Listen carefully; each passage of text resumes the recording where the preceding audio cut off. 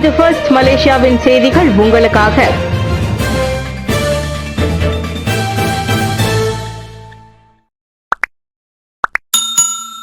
Iran விரைவாக நடவடிக்கை எடுக்காவிட்டால் விளைவுகளை சந்திக்க நேரிடும், ட்ரம்ப் எச்சரிக்கை. ஈரான் தலைவர்கள் விரைவாக நடவடிக்கை எடுக்காவிட்டால் அதன் விளைவுகளை சந்திக்க நேரிடும் என்று அமெரிக்க அதிபர் டொனால்டு ட்ரம்ப் எச்சரித்திருக்கிறார். போர் நிறுத்தம் தொடர்பான அமெரிக்காவின் கோரிக்கைகளுக்கு தெஹ்ரான் இணங்க வேண்டும் என அமெரிக்கா பலமுறை நெருக்குதல் அளித்து வரும் நிலையில் ட்ரம்ப் மீண்டும் ஈரானை எச்சரித்துள்ளார். ஈரான் அணு ஆயுதத்தை கைவிடுதல் மற்றும் ஹார்முஸ் நீரிணையை மீண்டும் திறத்தல் ஆகியவை போர் நிறுத்தம் தொடர்பான அமெரிக்காவின் கோரிக்கைகளில் இடம்பெற்றுள்ளன. கடந்த பிப்ரவரி 28 அமெரிக்காவும் இஸ்ரேலும் மீதான ஈரான் தாக்குதலின் மீதான தொடங்கியதிலிருந்து வட்டார பதற்றங்கள் அதிகரித்துள்ளன. இதைத் தொடர்ந்து தெஹ்ரான் இஸ்ரேலுக்கும் வளைகுடாவில் உள்ள அமெரிக்காவின் நட்பு நாடுகளுக்கும் பதிலடி கொடுக்கும் வகையில் ஹார்முஸ் நீரிணையை மூடியுள்ளது. இதனிடையே அமெரிக்கா தனது போரை மீண்டும் தொடங்கினால் அதிகரித்து வரும் பொருளாதார விளைவுகளை அது சந்திக்க நேரிடும் என ஈரான் எச்சரித்துள்ளது. 2026 எண் 2 அரசியலமைப்பு சட்டத்திருத்த மசோதா ஜூன் 22 தாக்கல் செய்யப்படலாம். தேசிய சட்டத்துறை தலைவர் மற்றும் அரசு தரப்பு வழக்கறிஞர் ஆகியோரின் பொறுப்புகளை பிரிப்பதை நோக்கமாக கொண்ட 2026 ஆண்டு எண் 2 அரசியலமைப்பு சட்டத்திருத்த மசோதா வரும் ஜூன் 22 மக்களவையில் தாக்கல் செய்யப்படும் என்று எதிர்பார்க்கப்படுகிறது. அடுத்த நாடாளுமன்ற கூட்டத்தொடரின் 1வது, 2வது மற்றும் 3வது வாசிப்பு நடைமுறைகளின் போது ஒரே நேரத்தில் நிறைவு செய்யப்படும் என்று தாம் நம்புவதாக சட்ட மற்றும் கழக சீர்திருத்தத்திற்கான பிரதமர் துறை அமைச்சர் டாக்டர் ஸ்ரீ அசரினா ஒத்தமான் சைட் தெரிவித்தார். சுதந்திர காலம் முதலே வலுப்படுத்தப்பட்டு வந்த அதிகார பகிர்வு என்பது ஒரு கடுமையான நடவடிக்கை என்பதால் அச்சட்ட திருத்த மசோதாவின் தாக்கல் நாட்டின் புதிய வரலாற்றை உருவாக்கும் என்று அசலினா கூறினார். இந்த சட்ட மசோதா நாடாளுமன்ற உறுப்பினர்களில் 2/3 பங்கு பெரும்பான்மையினரின் ஆதரவையோ அல்லது குறைந்தபட்சம் 148 வாக்குகளையோ பெறும் என்று எதிர்பார்க்கப்படுகிறது.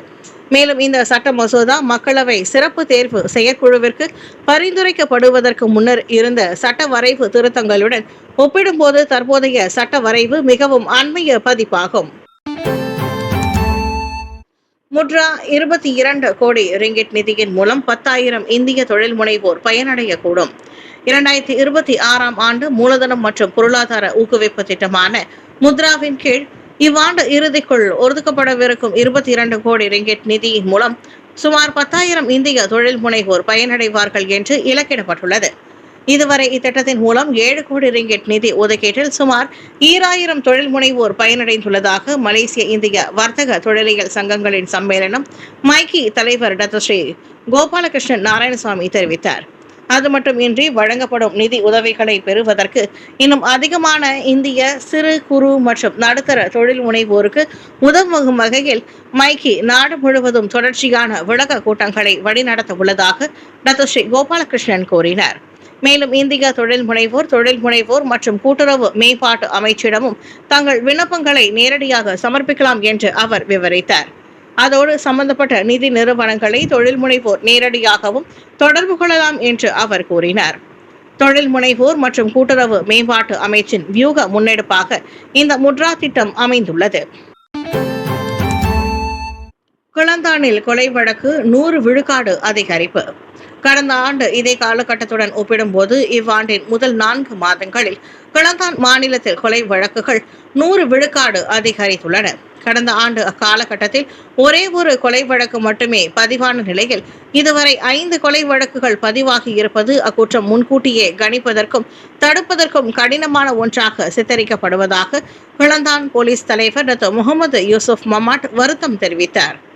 நேற்று கிளந்தான் கோதபாருவில் மே மாதாந்திர கூட்டத்தில் கலந்து கொண்ட பின்னர் செய்தியாளர்களிடம் பேசிய முகமது யூசுப் அவ்வாறு கூறினார். இதனிடையே கடந்த ஏப்ரல் 14 பாச்சோக் கம்போங் சாப் பெங்லாமில் சாலையோரத்தில் கண்டெடுக்கப்பட்ட 19 வயது மாற்றுத்திறனாளி இளைஞர் சம்பந்தப்பட்ட கொலை வழக்கிற்கு தமது தரப்பு வெற்றிகரமாக தீர்வு கண்டதாகவும் அவர் தெரிவித்தார். அகதிகள் பதிவு ஆவண திட்டம் அகதிகள் மலேசியாவில் தொடர்ந்து வசிப்பதற்கு அல்ல, அமைச்சர் விளக்கம். அகதிகள் பதிவு ஆவண திட்டம் TPP என்பது அகதிகள் இந்நாட்டில் தொடர்ந்து வசிப்பவர்கள் என்று அர்த்தமல்ல. மாறாக தாயகம் திரும்புதல், மூன்றாவது நாட்டில் மறு குடியேற்றம் அல்லது நாடு கடத்துதல் போன்ற 3 இறுதி முடிவுகளுடன் அத்தரப்பின் நிர்வகிப்பு நிறைவடையும் என்று உள்துறை அமைச்சர் டாக்டர் ஸ்ரீ சைஃபுடின் நசதியோன் இஸ்மாயில் தெரிவித்தார். இரண்டாவது வழி டிபிபியில் பதிவு செய்வது, அதாவது மூன்றாவது வழியில் மூன்றாவது நாட்டில் தங்க வைக்கப்படும் வாய்ப்பு இன்னும் உள்ளது. மூன்றாவது வழி சட்டங்களையும் விதிமுறைகளையும் மீறுபவர்கள் தண்டனை தீர்ப்பு நடைமுறையின் காரணமாக ஏற்படும் குற்றங்கள் போன்றவற்றில் ஈடுபடுவோரை நாடு கடத்துவது, அதைத்தான் நாங்கள் செய்கிறோம் என்று அவர் கூறினார்.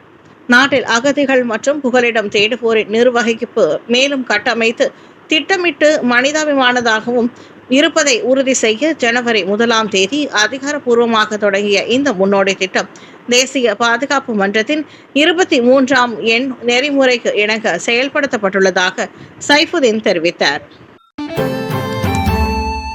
சக நாட்டவரை கடத்தி பணைய தொகை கோரியதாக தென்கொரியர்கள் மீது குற்றச்சாட்டு. கடந்த மாதம் சக நாட்டவரை கடத்தி 3,97,00,000 ரிங்கிட் பணைய தொகை கோரியதாக சுமத்தப்பட்ட குற்றச்சாட்டை தென்கொரிய ஆடவர்கள் 3 நேற்று ரவுப் செஷன்ஸ் நீதிமன்றத்தில் மறுத்தனர். நீதிபதி நூர் ஜைஹான் முகமது அலி முன்னிலையில் மொழிபெயர்ப்பாளரால் கொரிய மொழியில் வாசிக்கப்பட்ட அக்குற்றச்சாட்டை 28 வயதான குவான் கிங்ரியோல், 40 வயதான குவாக் ஜெயல் மற்றும் கிம் ஜியோங் ஜான் ஆகிய 3 மறுத்து விசாரணை கோரினர். கடந்த ஏப்ரல் 17ஆம் தேதி ஜாலான் கென்திங் ஹைலண்ட்ஸ் பகுதியில் 40 வயதுடைய தென்கொரிய ஆடவர் ஒருவரை ஒரே நோக்கத்துடன் கடத்தி பணைய தொகை கோரியதாக அம்மூவர் மீது குற்றம் சுமத்தப்பட்டது.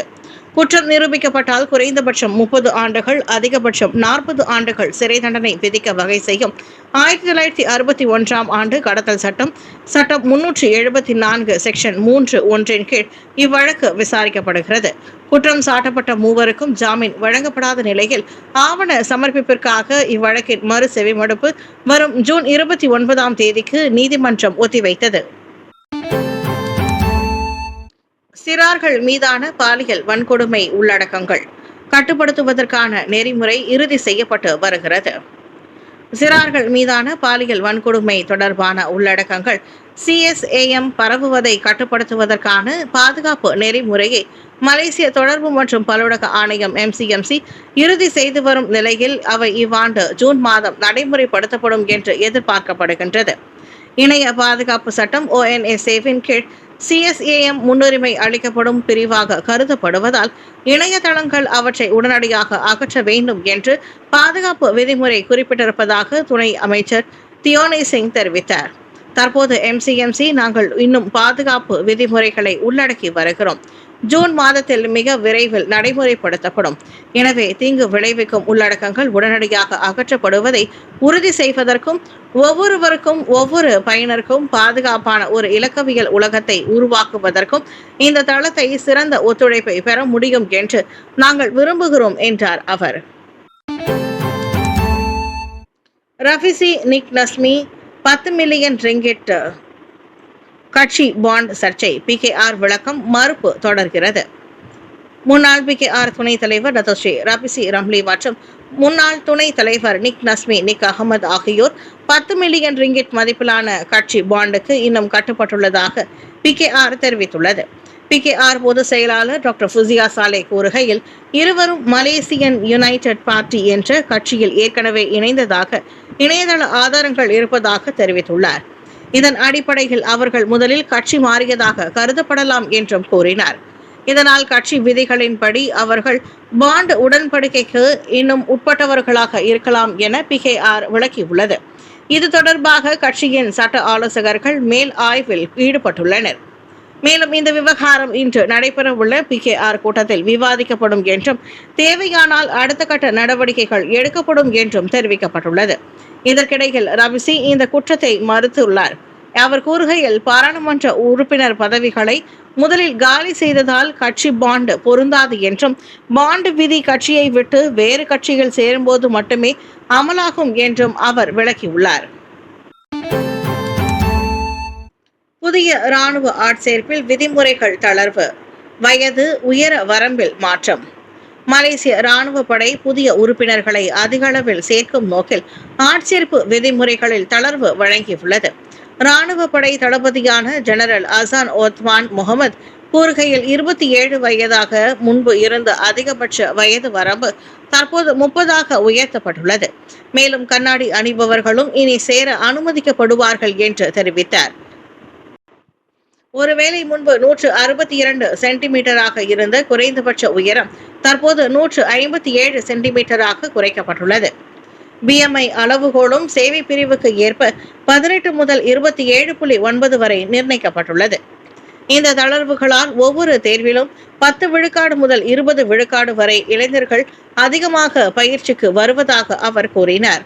எனினும் உறுப்பினர்களின் தரத்தில் எந்த குறைப்பும் இல்லை என்றும் தொழில்நுட்ப திறன் மற்றும் திறமைகளுக்கு முக்கியத்துவம் வழங்கப்படுவதாகவும் அவர் விளக்கினார்.